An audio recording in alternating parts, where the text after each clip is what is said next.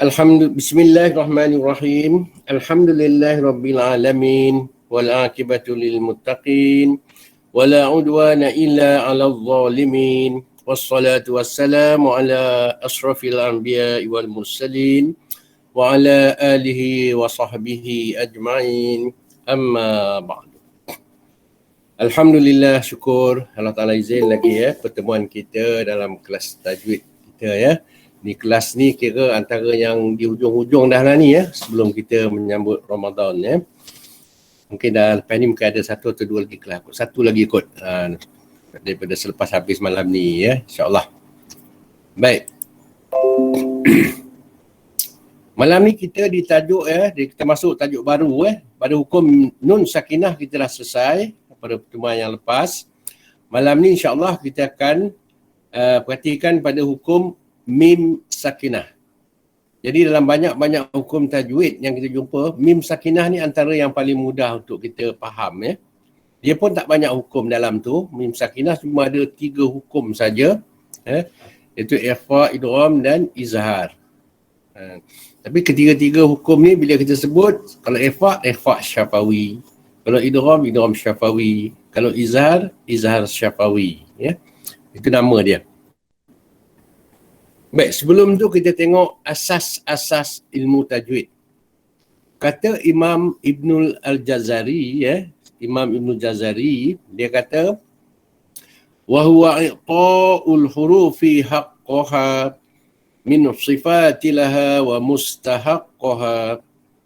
Yang bermaksud, dan tajwid, iaitu memberikan setiap huruf itu haknya berupa sifat yang mesti ada padanya, serta diberikan mustahaknya, iaitu sifat mendatang. Maksud dia begini Bila kita belajar tajwid, perkara penting yang perlu kita faham adalah di mana duduknya huruf tu, apa sifat-sifat huruf tu. Dua elemen ni penting bagi setiap huruf tu kita kena tahu di mana makhraj dia. Rumah huruf tu, itu satu, dan sifat-sifat dia. Yang ini penting kerana daripada makhraj dan sifat-sifat inilah yang membina hukum, sama ada hukum dalam mim sakinah ni atau dalam hukum nun sakinah yang kita dah belajar, dan akan datang insya-Allah kita akan tengok dalam hukum lam sakinah pula. Jadi kedudukan huruf tu dan sifat-sifat huruf tu bila berlaku pertemuan, maka di sini akan terbitlah beberapa hukum tajwid yang kita duk belajar sekarang ni. Jadi malam ni kita akan perhatikan tentang hukum nun mim sakinah. Karakter mim sakinah ni sama lebih kurang macam nun sakinah juga. Di mana peranan dengung tu main peranan dalam hukum ni Sama ada dengung tu dijelaskan atau dengung tu disempurnakan ataupun dengung tu disembunyikan. Hanya ni yang penting kita nak tahu nama-nama hukum tu dan kenapa ada hukum dengung dia tu dijelaskan. Kenapa ada dengung yang disempurnakan, dengung dia 2 harakat, dan kenapa pula ada dengung yang disembunyikan. Yang ini yang kita nak kaji malam ni insya-Allah Baik, ini asas-asas tajwid kita kena tahu sangat-sangat ni. Baik, malam ni kita di dalam hukum mim sakinah. Tak banyak hukum dalam mim sakinah ni, mudah sangat kita faham Jadi kita tengok satu persatu dulu. Baik, dalam mim sakinah, dia macam hukum nun sakinah juga Dia melibatkan tahap-tahap gunnah. Ada yang perlu didengungkan secara yang sempurna, yang dipanggil musyaddadah. Ada yang dengung di tahap mudghamah, dalam hukum idgham. Dan ada dengung yang di tahap mukhfah, iaitu hukum ikhfa syafawi. Dan muzharah tu, itu tahap dengung hukum izhar nanti. Dan yang terakhir sekali, yang kelima, mutaharikah, iaitu keadaan mim ataupun nun yang berbaris. Ada juga tahap dengung di situ Baik, seterusnya kita tengok satu matan lagi. Kata Syekh Sulaiman Al-Jamzuri, wal mimu in taskun taji qabla al-hija la alifin lidhil hija ahkamuha thalathatun liman dhabat ikhfa'un idghamun wa izharun faqab. Yang bermaksud, ini dia menceritakan tentang hukum-hukum mim sakinah Dan mim sakinah dan mim itu sekiranya ia sukun.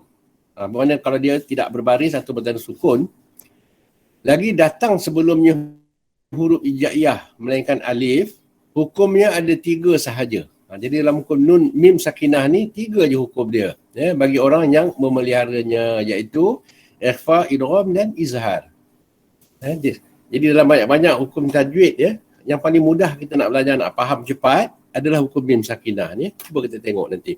Dia 3 hukum saja. Ikhfa, idgham dan izhar. Begitu juga kata Sahib Al-Salsabi, wal mimu in taskun laha ahkamun al-ikhfa'u wal izharu wal idghamu. Yang bermaksud dan mim itu sekiranya ia sukun, baginya beberapa hukum, iaitu ikhfa, izhar dan idgham. Semua ulama-ulama menetapkan dalam mim sakinah ni cuma 3 hukum aja yang ada dalam dia, iaitu izhar, ikhfa dan idgham. Ini bermaksud dia dalam mim sakinah dia ada hukum ikhfa syafawi, kemudian dia ada hukum idgham syafawi, dan yang terakhir sekali ada hukum izhar syafawi. 3 hukum ni aja yang terdapat di dalam hukum mim sakinah. Jadi cara nak mengenal dia pun cukup mudah, nak ingat dia pun mudah juga. Kita tengok nanti. Baik, sebelum tu kita tengok, mim sakinah adalah mim yang tidak berbaris atau mim yang bertanda sukun. Jika nak mengenal hukum mim sakinah ni, bila kita dapati mim tu tidak berbaris atau mim tu bertanda sukun, itu adalah hukum mim sakinah di situ. Mim mati. Kemudian fakta yang kedua, suara mim sakinah keluar dari makhraj khusyum. Bila dia sukun, kita dah tahu makhraj mim di 2 bibir dirapatkan. Tetapi dalam keadaan sukun ataupun dalam keadaan hukum mim sakinah ni, kebanyakan suara dia datang daripada rongga hidung, iaitu yang mengeluarkan suara dengung kerana mim memiliki sifat gunah.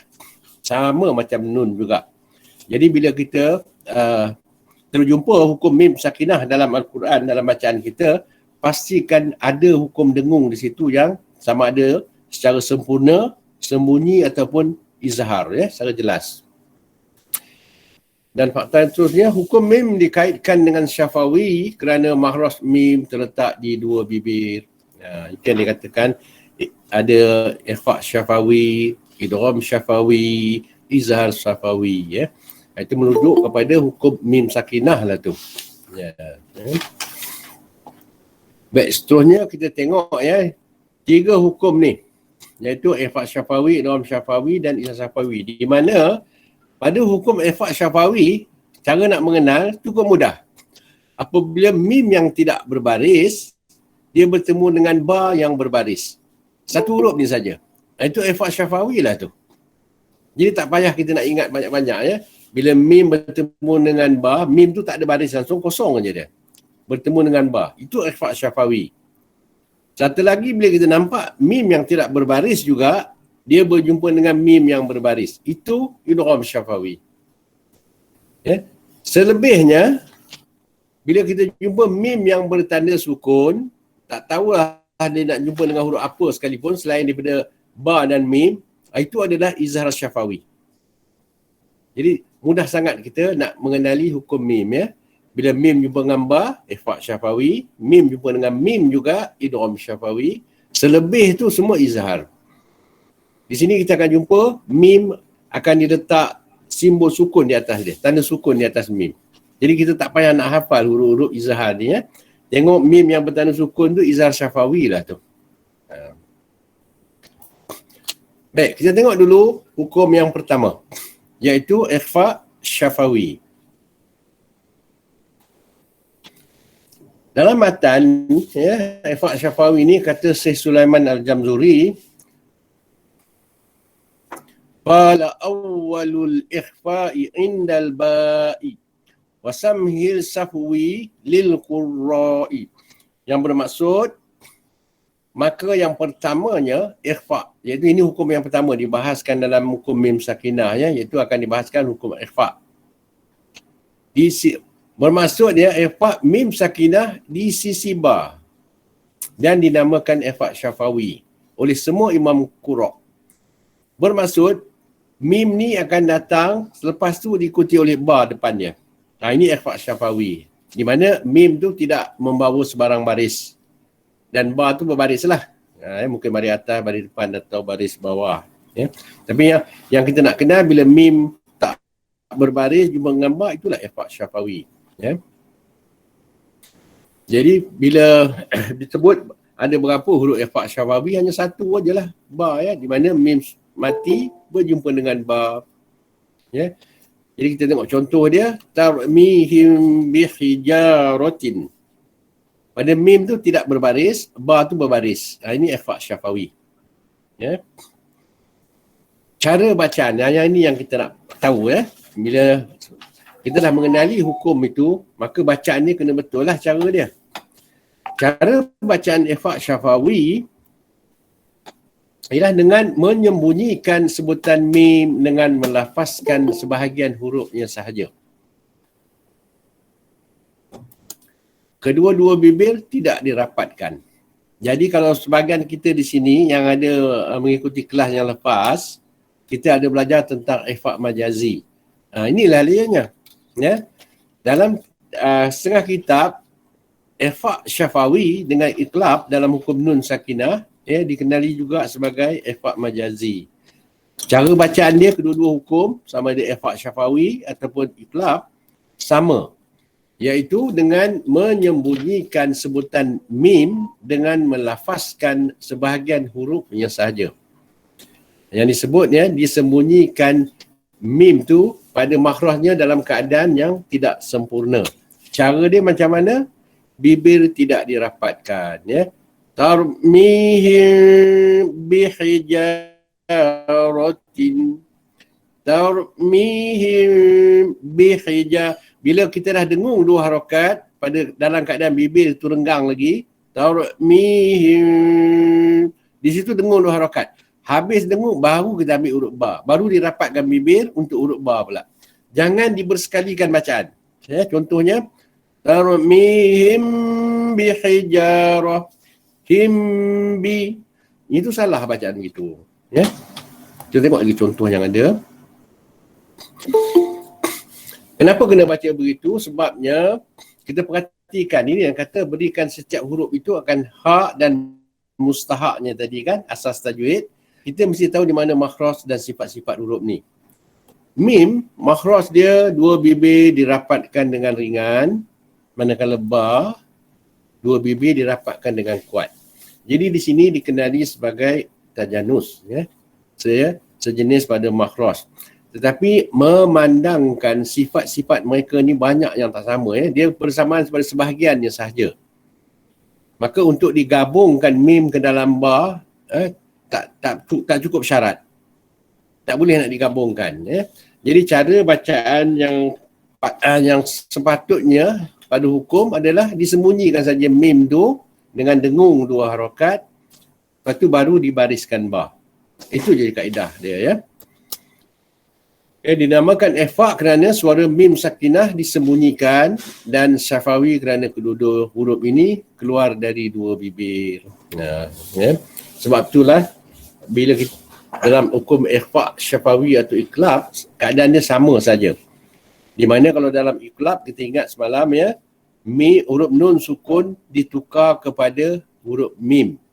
Huruf mim itulah yang dibaca dengan menyembunyikan mim berserta dengung dalam hukum iqlab.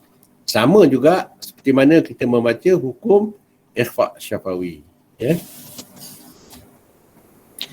Baik, seterusnya kita tengok hukum yang kedua, idgham syafawi. Kata Syekh Sulaiman Al-Jamzuri dalam matan dia, wasani idghamun bimithliha ata wasammi idghaman saghiran ya fata. Dan yang keduanya, ini hukum yang kedua, idgham pada huruf yang seumpamanya. Maksud dia mim, iaitu mim juga, dan dinamakan idgham saghir, wahai yang mulia, itu dalam matan. Bermaksud bila kita berjumpa dengan mim yang tak berbaris, berjumpa dengan mim yang berbaris, itulah dia idgham syafawi. Dia berjumpa dengan huruf yang sama, kata dia tadi. Dalam keadaan sorry dia, bila huruf pertama dia tak berbaris ataupun sukun, huruf keduanya berbaris, itu dinamakan sorry. Itu syarat untuk dibaca dengan idgham. Dan kedua-dua huruf ni dah huruf yang sama yang dipanggil mislain. Itu yang dia ada juga disebut idgham sorghir. Ada yang disebut idgham mislain. Yang kita dapat baca selalu.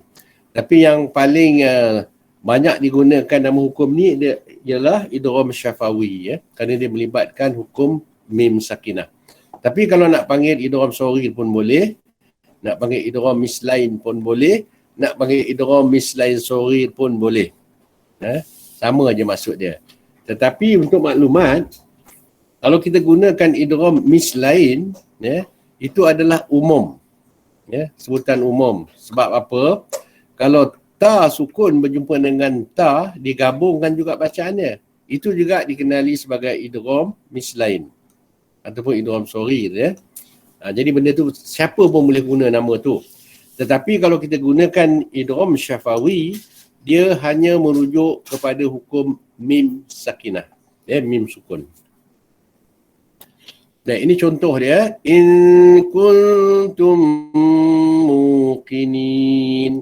Bila kita jumpa mim yang tak berbaris, berjumpa dengan mim juga, dan mim tu bersabdu dan berbaris. Itu yang penting. Jadi bila nampak mim yang bersabdu tu, mana adalah hukum dengung di situ. Maka yang penting kita nak jaga di sini adalah suara dengung yang sempurna, 2 harakat. Nampak je mim yang bersabdu, pastikan dengung tu kita tolakkan atau tekan ke pangkal hidung, dan tahan dengung tu 2 harakat di situ. Ini cukup penting. Baik, ini kita ambil contoh di sini, potongan daripada ayat surah Al-Anfal, potongan daripada ayat 60. Wa'iddu lahum mastata'tum min quwwah. Jadi di mana pertemuan itu berlaku, kita perhatikan di sini, mim sakinah bertemu dengan mim. Dan mim tu bersabdu dan berbaris, begitu juga tempat yang kedua sana, mim sakinah, mim yang tak berbaris, bertemu dengan mim yang bersabdu dan berbaris. Ini idgham syafawi lah hukum dia. Jadi bacaan dia, pastikan dengung yang sempurna 2 harakat. Kalau ikhfa syafawi, dengung dia disembunyikan, 2 harakat. Tetapi di sini, dengung yang sempurna 2 harakat juga. Itu yang penting. Jadi bacaannya, a'udzubillahi minasyaitonirrajim. Wa a'iddu lahum mastata'tum min quwwah. Lahum mastata'tum min quwwah. Pastikan dengung tu sampai ke pangkal hidung. Jadi daripada pengalaman menyemak bacaan, kadang-kadang dengung ni ada juga, sebagai kita ni yang tak ramai lah dah, yang masih lagi kadang-kadang cukup dengung dia cikgu. Kadang-kadang tak sampai. Tak mau kali ni bila kita nampak mim jumpa dengan mim ni, dengungkan terus. Jangan laju sangat bacaan tu. Dengungkan dulu 2 harakat, baru diubahkan dengan huruf selepas dia. Jadi idgham syafawi ni ialah bacaan dia dengan menggabungkan mim sakinah tadi, iaitu mim yang tidak berbaris, ke dalam mim yang berbaris berserta dengung. Nampak dengung cukup penting. Digabungkan. Kenapa digabungkan ataupun diidghamkan dia? Kerana tamasul. Tamasul bermaksud 2 huruf yang sama, ataupun ada juga disebut mutamasilain. Iaitu bersamaan pada makhraj dan sifat. Sudah pastinya lah bila 2 huruf yang sama, memanglah makhraj dia sama, sifat dia pun samalah kan. Jadi ini dikenali dengan nama mutamasilain, ataupun tamasul. Jadi ada juga yang panggil dia idgham mislain sorghir, idgham mutamasilain. Sama aja makna dia, ataupun idgham syafawi yang paling popular. Kerana huruf pertama dia sukun dan huruf keduanya berbaris, yang dikenali dengan istilah sorghir. Baik, Kita tengok pula hukum huruf yang ketiga ni, izhar syafawi. Ya. Izhar syafawi iaitu menzahirkan mim sakinah, iaitu mim yang bertanda sukun tadi tanpa dengung. Okey, di sini saya nak jelaskan, bila disebut tanpa dengung, bukan bermaksud langsung tak ada dengung ya. Dalam istilah tajwid, bila dia kata dengung, itu merujuk kepada harokat dia, iaitu 2 harokat. Kalau dia kata berserta dengung. Kalau dia kata tanpa dengung, dengung dia 1 harokat saja. Iaitu jelaskan saja dengung, lepas tu beralihlah kepada huruf selepas dia tu. Itu maksud dia ya. Menzahirkan mim sakinah tanpa dengung. Jadi huruf dia semua huruf ya, bila mim sakinah bertemu semua huruf kecuali mim dan ba. Itu izhar syafawi lah. Ya. Jadi apabila mim sakinah bertemu dengan huruf-huruf izhar syafawi, hendaklah dibaca dengan jelas. Ya. Tanda dia tadi macam mana? Atas mim tu tadi. Kita perhatikan ya. Jadi suara sebutan mim sakinah tanpa dengung, iaitu menahan. Ini cara dia. Menahan suara dengung naik sampai ke pangkal hidung. Jadi ini pun masih ada juga ya, bila dalam keadaan mim yang bertanda sukun, dengung dia masih panjang ya. Pasal apa? Dia tak tahan dengung tu naik ke pangkal hidung. Yang tu yang jadi suara dengung tu. Jadi bila dalam keadaan hukum izhar syafawi, bila mim bertanda sukun tu ya, jangan ditolak dengung tu ke pangkal hidung. Tahan ya, di bibir. Ini dia huruf-huruf izhar syafawi. Yang tak ada dalam ni adalah ba dan mim saja. Selain daripada ini, semua huruf-huruf izhar syafawi ni. Tak payah hafal lah.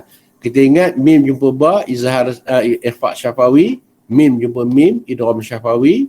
Selebih itu semua izhar syafawi. Ya, mudah kita nak ni. Jadi cara bacaan dia perlu dijaga apabila mim sakinah bertemu dengan fa dan waw. Yang ni penting ya, ambil perhatian. Hukum izhar syafawi, bila mim sukun bertemu dengan fa ataupun dia bertemu dengan waw, kena jaga bacaan dia. Ya, kerana dikhawatiri akan berlaku bacaan secara ikhfa. Kita tak perasan ya, bila bacaan kita disemak, baru kita nampak nanti. Ya. Kemudian maklumat yang kedua, izhar syafawi boleh ditemui dalam 1 dan 2 kalimah, melainkan 8 huruf ini saja. Ditemui dalam 2 kalimah saja. Jadi bukan apa ya, ini sebagai maklumat. Kalau kita nak berhenti ya, sesak sangat bacaan apa nak putus, kita berhentilah pada hukum mim sakinah yang bertemu dengan huruf-huruf ni. Pasal dia berada dalam 2 kalimah. Boleh berhenti ya. Itu maksud dia lah. Jadi izhar syafawi ni boleh dikenali dengan melihat tanda sukun di atas huruf mim. Macam tu ya, tanda sukun dia tu. Bila atas mim ada tanda macam ni, itu izhar syafawi lah. Cuma berhati-hati apabila dia bertemu dengan fa atau dia bertemu dengan waw. Nanti saya contohkan bacaannya. Kenapa perlu dibaca secara izhar atau secara jelas? Kerana perbezaan makhraj mim dengan huruf izhar syafawi tadi. Ya, di mana mim duduk di 2 bibir. Huruf-huruf izhar tadi, selain mim dan ba, kalau kita perasan, mim dan ba dia duduk di bibir kan. Selain daripada huruf-huruf, semua duduk berjauhan dengan mim. Maka sebab itulah ia dibaca dengan izhar. Melainkan pada 2 huruf, yakni waw dan fa. Sebab apa ya? Waw dia duduk di bibir juga. Ya? Dia bersamaan mahraj dengan mim. Iaitu mim dirapatkan 2 bibir dengan ringan, manakala waw dia bulatkan 2 bibir. Ya? Jadi itu dia duduk berhampiran sangat dengan mim. Cuma kaedah nak menyebut huruf tu saja berbeza. Mim dirapatkan, waw dibulatkan. Jadi kerana keadaan begitulah dia tak boleh digabungkan dalam bacaan. Memandangkan sifat-sifat mereka berbeza. Jadi bila mim bertemu dengan waw, hati-hati dalam bacaan. Begitu juga ya, apabila mim mati bertemu dengan fa. Fa di mana rumah dia? Iaitu berhampiran juga mahraj dia dengan mim. Iaitu fa, gigi kacip atas ditekan ke bibir bawah, perut bibir bawah ya. Masih di bibir juga. Jadi tetapi sifat-sifat fa ni banyak berbeza dengan mim. Maka nak dibaca secara idgham tak boleh, nak dibaca dengan ikhfa pun tak boleh. Sama dengan waw tadi.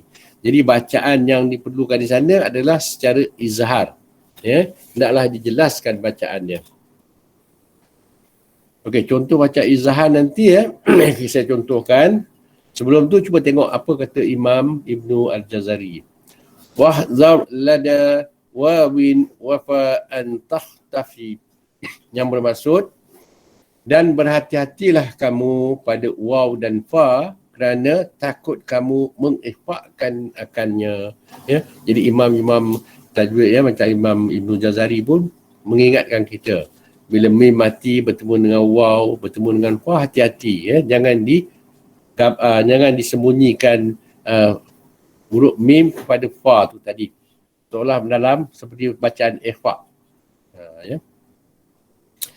Contohnya dia, wama amwalukum, bila mim mati bertemu dengan waw ataupun mim mati bertemu dengan fa, walahum fil akhirah. Kita tengok contoh dia yang lebih jelas dalam ayat Al-Quran. Okey, ini contoh dalam Fatihah yang selalu kita baca kan. Jadi bila mim mati bertemu dengan waw, hendaklah dijelaskan mim tu secara izhar betul. Macam mana kita nak jelaskan suara mim? Dirapatkan dua bibir, baru kita bariskan waw. Matikan dengung dia di situ, baru kita bergerak kepada huruf waw. Contoh, ghairil maghdubi alaihim waladdallin.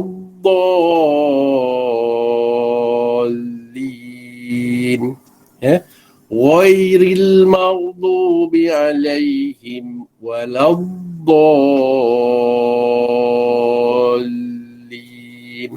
Yang salahnya macam mana?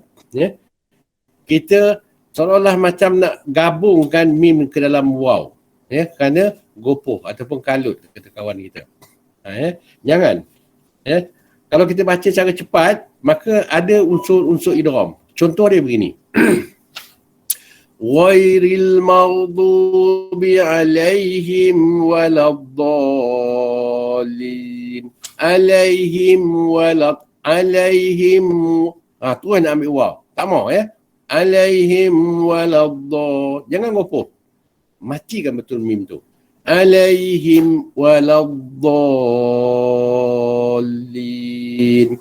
Begitu bacaan apabila mim sukun bertemu dengan waw. Begitu juga kalau mim sukun bertemu dengan fa. Jadi matikan betul mim, baru kita bariskan fa. Walahum fil akhirati azabun nar. Walahum fil akhirah. Walahum fil akhirah. Jangan ada unsur-unsur ikhfa atau idgham. Walahum fil. Sebab apa? Masa dia mematikan mim, makhraj fa dah datang serentak dengan tu. Walahum. Maruf fa macam mana? Makhraj huruf fa, gigi atas, di atas perut bibir bawah. Jadi jangan buat begitu. Matikan betul. Rapatkan bibir dulu. Walahum. Walahum fil. Bawah mikfa. Kalau kita gopoh. Walahum fil. Hum fil. Itu yang kata dia ada unsur-unsur ikhfa. Jaga. Jangan sampai berlaku begitulah dalam bacaan kita. Okey. Izhar syafawi juga berlaku dalam huruf-huruf muqatta'ah. Contoh pada surah Al-Baqarah yang kita baca awal-awal. Alif Lam Mim ni. Cuba kita perhati bacaan dia. Alif Lam Mim. Zalikal kitabu la raiba fih. Jadi pada Alif Lam Mim ayat yang pertama, hati-hati pada ikhfa syafawi. Jangan dipanjangkan dengung dia. Kita perhatikan di sini. Pada Alif Lam Mim. Kita perhatikan di mana ada hukum ikhfa syafawi di situ, hukum izhar syafawi di situ. Ni dia Di dalam huruf mim ada mim sukun, sukun asli. Jadi dalam bacaan antara lam dengan mim tu ada dengung kan? Pasal di situ ada idgham mislain atau idgham syafawi. Jadi kita dengung dua harakat. Jadi dengung tu kadang terpengaruh pada huruf mim yang di akhir bacaan. Terlebih dengung, terlajak laris. Ya. Jadi jangan begitu. Yang salah ni begini. Alif lam mim. Ya, mim. Di hujung tu. Tak mau ada unsur-unsur dengung lagi dah. Izharkan saja. Ya. Alif lam mim. Matikan terus. Jangan dipanjangkan lagi mim, ya, suara mim sukun yang di hujung ayat, ya. Ini dia berlaku di hujung, ya. Ada juga, ya, dalam huruf muqatta'ah izhar syafawi dia berlaku di tengah huruf, ya, di tengah huruf muqatta'ah. Ya, contoh alif lam ra tilka ayatul kitabil hakim. Cuba kita tengok di sini di mana ada izhar syafawi. Ni alif lam ra, kan? Jadi pada huruf lam ada mim sukun di situ, sukun asli. Di sini jangan didengungkan, ya. Alif lam ra, lam ra, jelaskan saja. Jangan ada unsur-unsur gunah atau unsur-unsur dengung, ya. Alif lam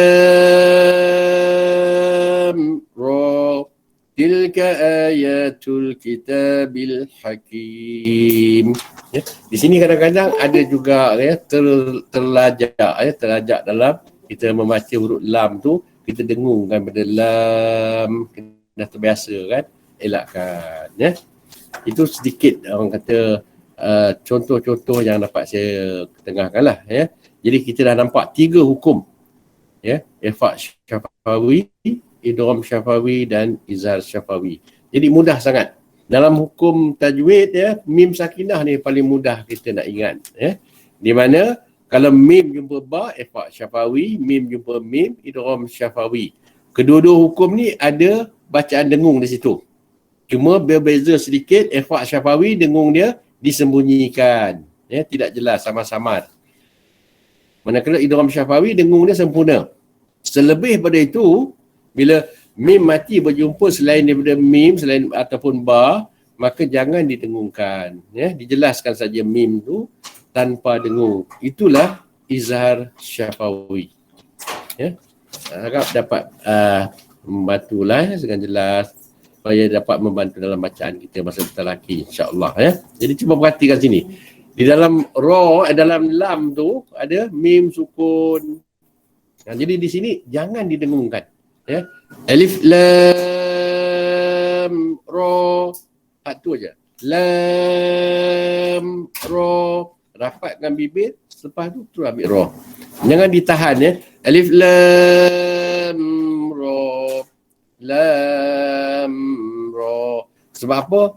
Dia pengaruhi lagu, tak perlu lagu-lagu juga tak apa, tapi pada lam tu jangan tahan lama sangat. Jangan ditolak dengung tu ke hidung, kata dia tadi, ya. Tahan paling jauh pun dia boleh pergi di hujung hidung saja, ya. Okey, kalau ada kemuskilan dalam bab hukum mim sakinah, ya, yang berkaitan dengan ikhfa syafawi ataupun idgham syafawi ataupun izhar syafawi, ya, masa bentar lagi nanti kita boleh bincang, ya. Bila kita fahamkan betul-betul kalau ada yang masih terkeliru, ya, insya-Allah masa bentar lagi jangan segan, ya, untuk bertanya, insya-Allah, ya. Wallahu a'lam, ya. Mudah-mudahan dapat membantu semua, ya. Ini adalah antara kelas kita yang di hujung-hujung dah, ya, sebelum kita bertemu dengan bulan Ramadan, bulan April nanti, bulan 4. Jadi tengoklah berapa yang sempat tajuk-tajuk yang boleh saya bentangkan nanti sebelum kita puasa nanti, ya. Saya akan maklumkan balik nanti, insya-Allah.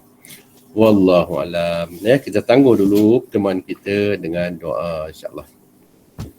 A'udzu billahi minasyaitonir rajim. Bismillahirrahmanirrahim.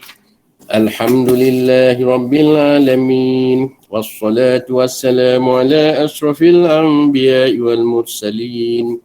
Sayyidina Muhammad wa ala alihi wa sahbihi ajma'in. Allahumma a'inna ala dhikrika wa syukrika wa husni ibadatik. اللهم إنا نسألك علما نافعا ورزقا طيبا وعملا متقبلا. اللهم أرنا الحق حقا وارزقنا اتباعه وأرنا الباطل باطلا وارزقنا اجتنابه.